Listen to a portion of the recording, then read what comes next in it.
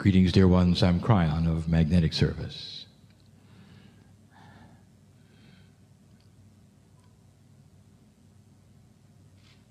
My partner steps fully away,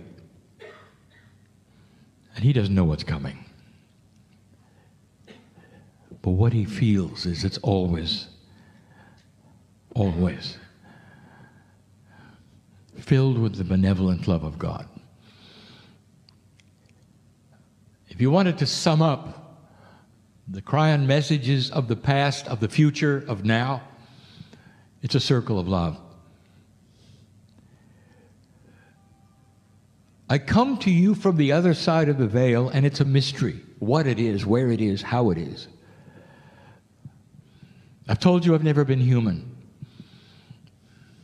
I speak through a human being, as all channelers do.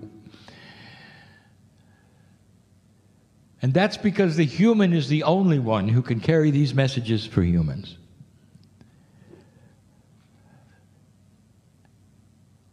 This tonight is also filled with love, and it's a plea to see things in a bigger way. A plea for spiritual logic, and we use the term all the time. Dear ones, it's going to be a lot more difficult to see the circle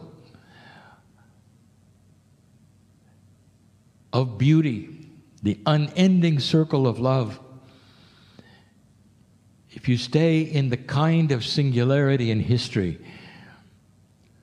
that you're in at the moment.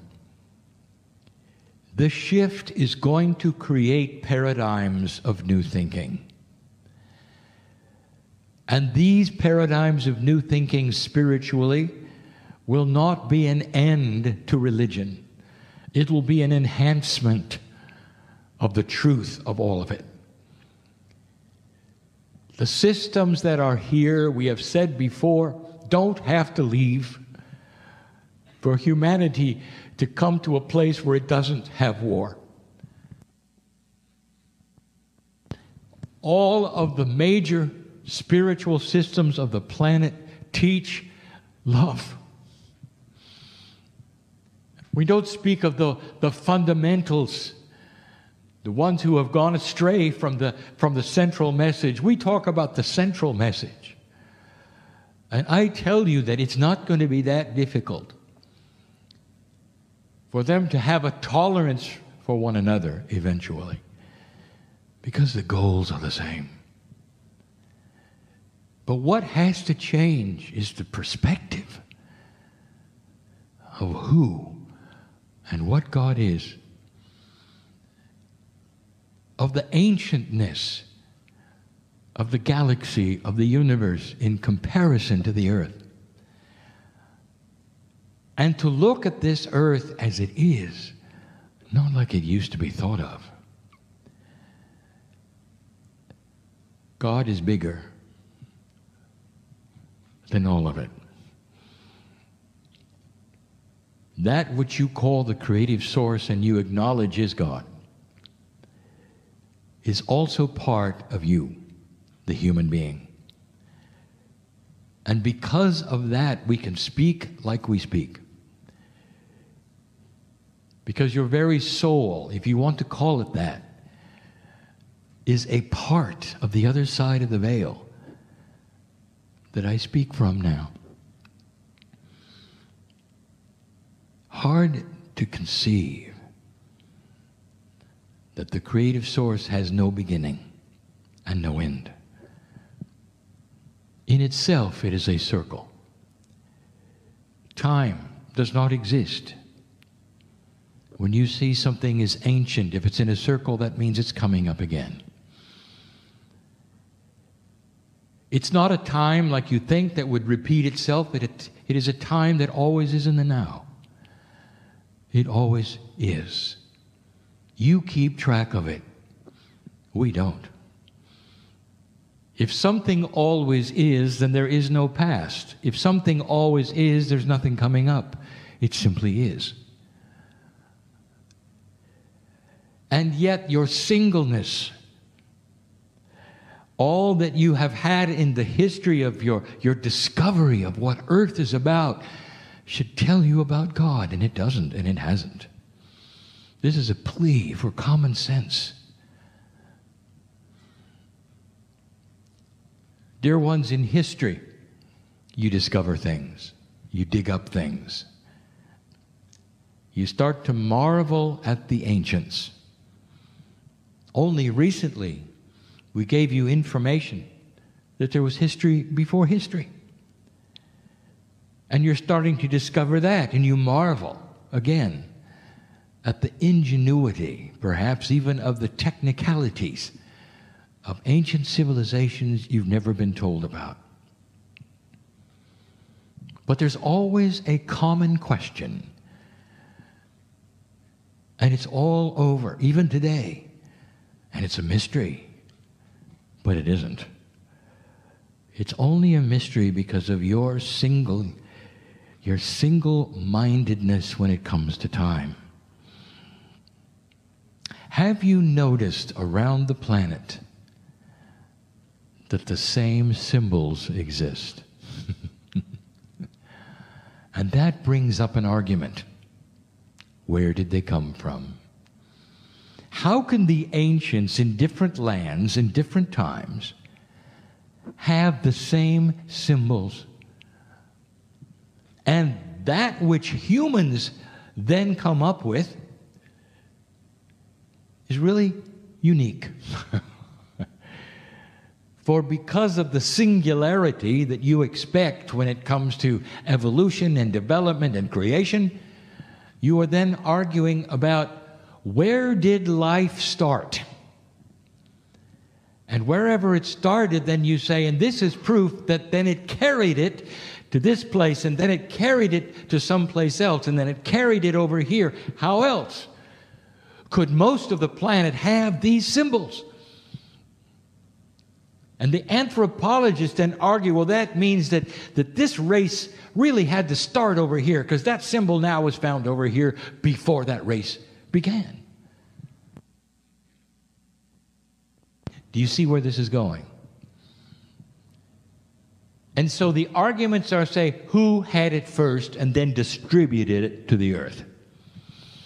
And you will say, because this race over here on this continent had a symbol, therefore there had to be a bridge that connected it so that the race before them could cross the bridge and give them the symbol. Nowhere in your thinking is the truth. The creation story, dear ones, was not singular. You have the Garden of Eden, which represents the earth.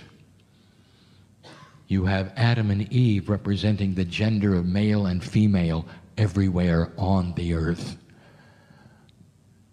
You have the angelic presence who is giving the male and the female the truth of light and dark, high and low, awareness or non-awareness, everywhere. Not just one little garden someplace. How singular.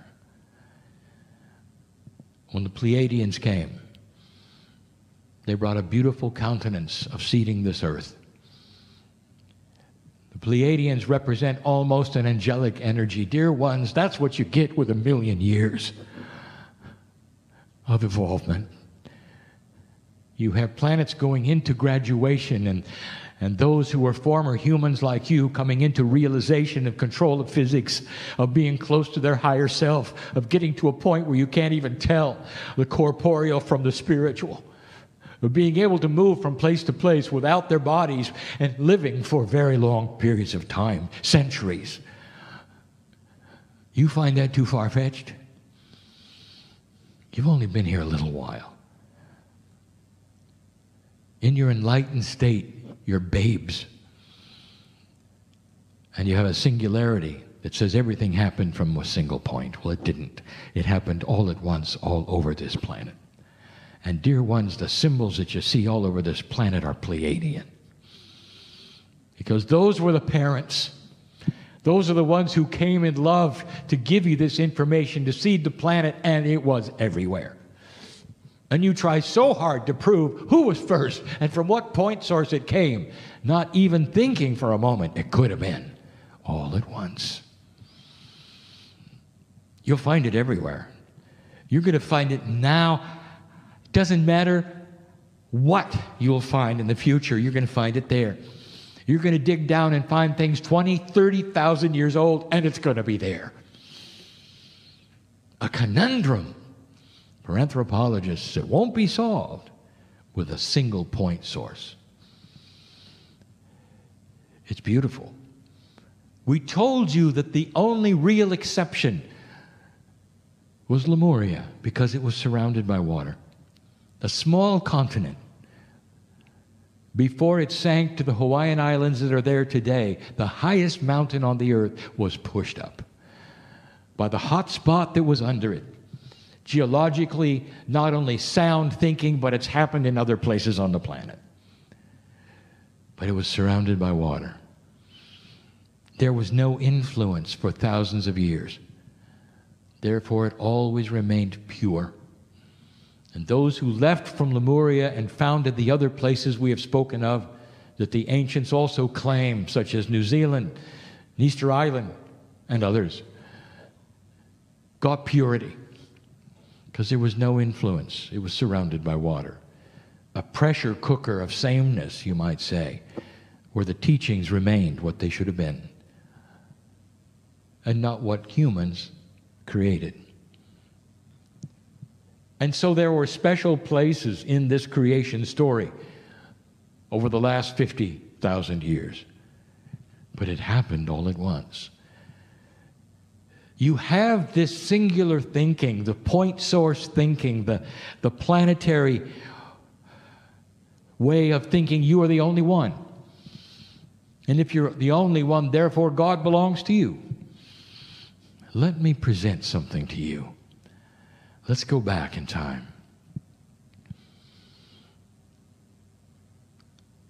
It wasn't that long ago that Earth was considered to be the center of everything. And if you will read your history books and you will talk to those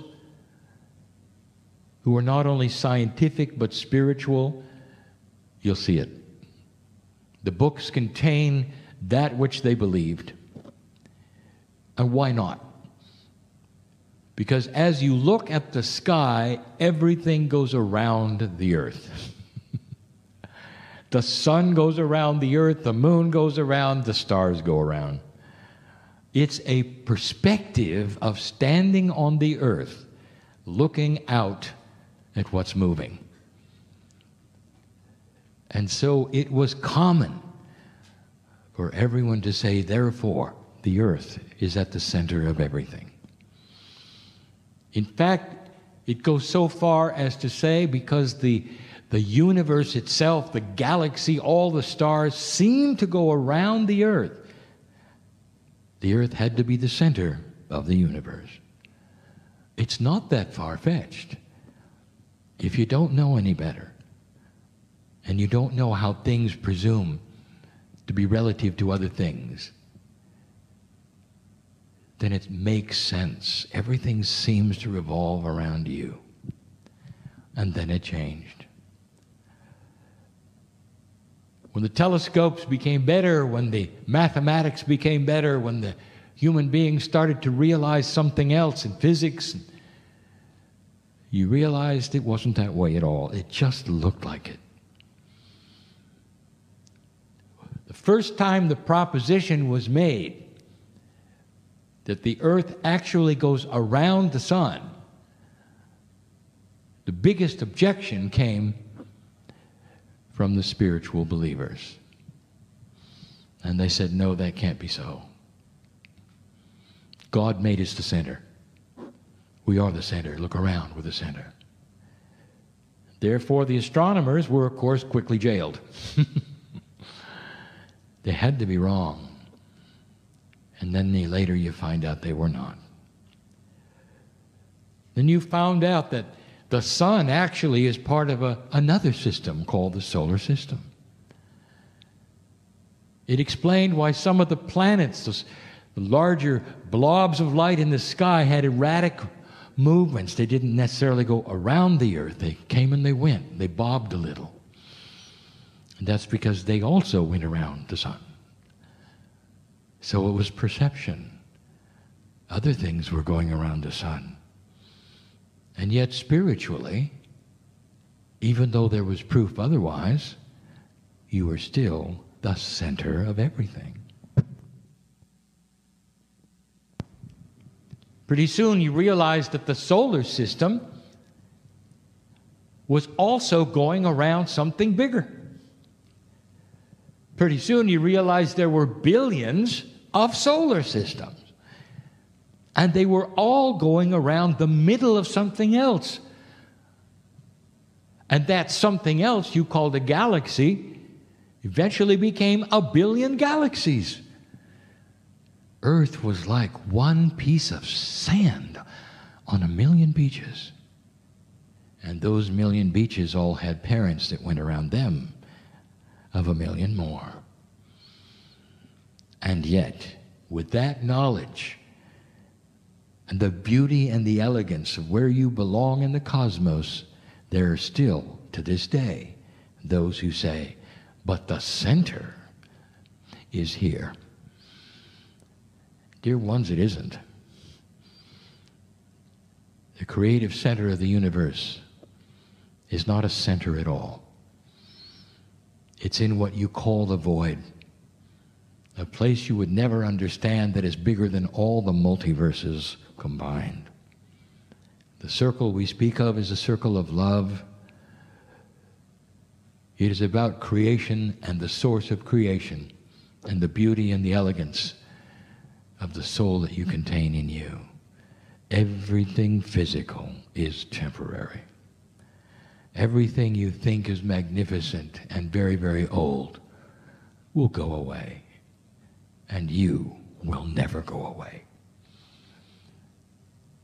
You're older than old and newer than new. The beauty of this should ring in the truth of my words. And yet, dear ones, there are those who say, but we are the center. I'd like to ask certain spiritual organizations, do you really think you're alone in the galaxy? You're the new kid on the block. That means there are civilizations that are millions of years older than you are before you ever became human.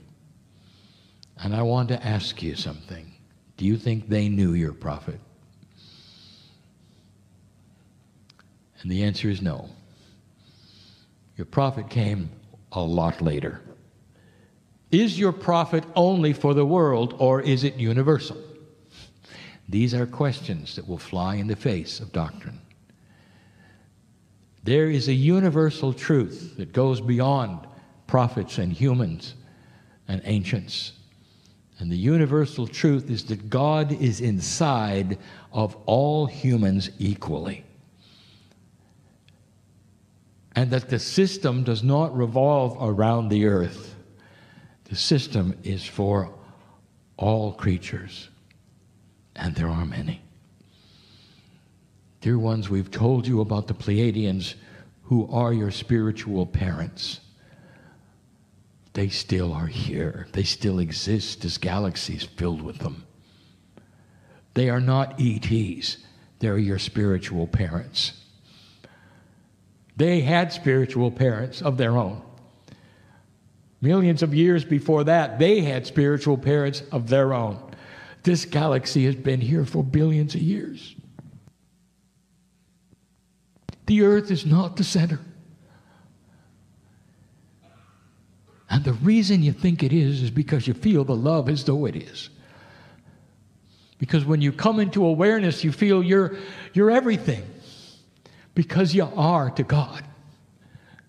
This is a plea for sanity of purpose. For seeing God as enormous and not just earthwide. For seeing some of the doctrines as perhaps those that belonged when you thought the earth went around nothing. and everything went around you. Well, it doesn't. It's so different than you think. When you take a look at the galaxy and all that is there, and the other galaxies around you, and you see the magnificence of creation, doesn't that tell you how big God is? Bigger than any human, than any prophet. A love that surpasses any kind of rules you might have been told of. A God that does not then judge a human being and then send them to some kind of punishment because earth-wise they didn't do something well on earth. Do you see what I'm saying? God is bigger than the planet Earth. And so are you. Now, did you ever wonder, since you're older than old, where were you before Earth? We've said it before, dear ones. Let's use some spiritual logic. What does a soul do? Does it only come to Earth and then go home to roll around heaven all day? Before you got here, what were you doing? What was the purpose? Who were you then before humanity? Your soul always was and always will be. It is part of the creative source. Can't you feel the beauty of it? We've told you at the moment of death, there's a return to the group. We told you there's a 3-day return. We told you that most of the spiritual systems on the planet claim the 3 days because it's real.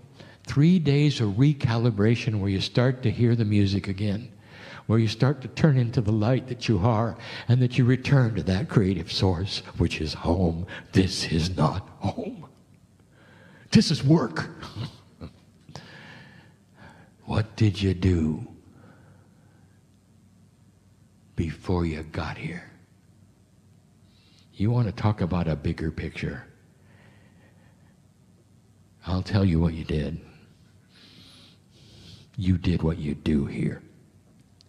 And you did it in other places with other shapes, always humanoid. Dear ones, the physics of biology is the same because the principles of the physics are the same everywhere in this galaxy. Why do you expect it then to create such odd, horrible things? It's the same. Gravity is different. The heat and the cold is different. But that's about it. You'll have taller humans, shorter humans. But dear ones, humanoid is who you are and who you always have been. If you want to know what an Orion looks like, an Arcturian looks like you. It's not odd or strange, for physics is physics, and biology is biology, and it works the same everywhere. DNA is DNA, and it works the same everywhere. When you finally find life, even if it's microbial, it'll have DNA. Will that shock you? And we've said it before, any more than a child sits on a beach, and they look at the beach and they say, this is wonderful, but I only see one beach, therefore this is the only beach on earth. But when they find other beaches, they'll say, they look just like my beach. What a shock. It's the same thing. What did you do before you got here? There have been other places, not called Earth, that went through this shift you're going through right now. Some of you have an interplanetary Akash, and you know what I'm telling you is absolutely true. Some of you still feel it and know it, and you're not here. Things look different, and you're not here. Most of you don't have that. It is not contained in the cave of creation for you, but it is in your soul, and you feel that. Not all of you, but some of you do. Older than old, you have participated in this system all through the time of this galaxy. Oh, But what about before that? Kryon, were there universes before this one was created? And the answer is, of course. How do you think this one got created? There are multiverses, and one creates the other through a system that science is only just now starting to see. It's a multi-dimensional system where one creates another. It's part of the creation story of physics. It explains what you call the Big Bang, which was not a Big Bang at all. It was a change of dimensional status through membranes you haven't seen yet. There are many universes. What was the original universe? That's funny. There was no original, you see. It always was. You have a hard time with that one too. If it always was, were you there? And what were you doing? Dear ones, the soul of the human being is tasked to do what you do. You have done it for eons, and you've done it well. Here you are again, doing the same thing, and you think the earth is the center? Oh no. Someday, on your timeline, a long time from now, this earth has the potential, and the ripples are there, to go into what I'll call ascension status, where you have control over physics and your higher self starts to vibrate at the same rate as your biology. You become almost angelic at that stage. There is no more problems with population growth or what you're going to eat. It all transmutes to something else. Beautiful. I could say it's the essence of light and love, and you wouldn't understand. Because it's beyond your understanding, because you're still in survival mode in what I will call a savage state of earth. You've just crossed a marker that will later become something else. The potentials of the snowball rolling down the hill toward ascension status are firmly in place. And you are now in transit. Consciousness is starting to increase slowly. Generation after generation will start to see this. And this is what we teach, because we've seen it before. But dear ones, when it's complete, you will then go to another place and carefully select another Garden of Eden and seed another world with the beauty of the love of God. It's a system that never has stopped. And you're right in the middle of the transitions toward it. And you still think that the center is here. There'll be some of you who understand this message and will expand your thinking to include trillions and trillions of souls that know who you are. Think about it. You're part of it forever. I am Kryon in love with humanity. And so it is.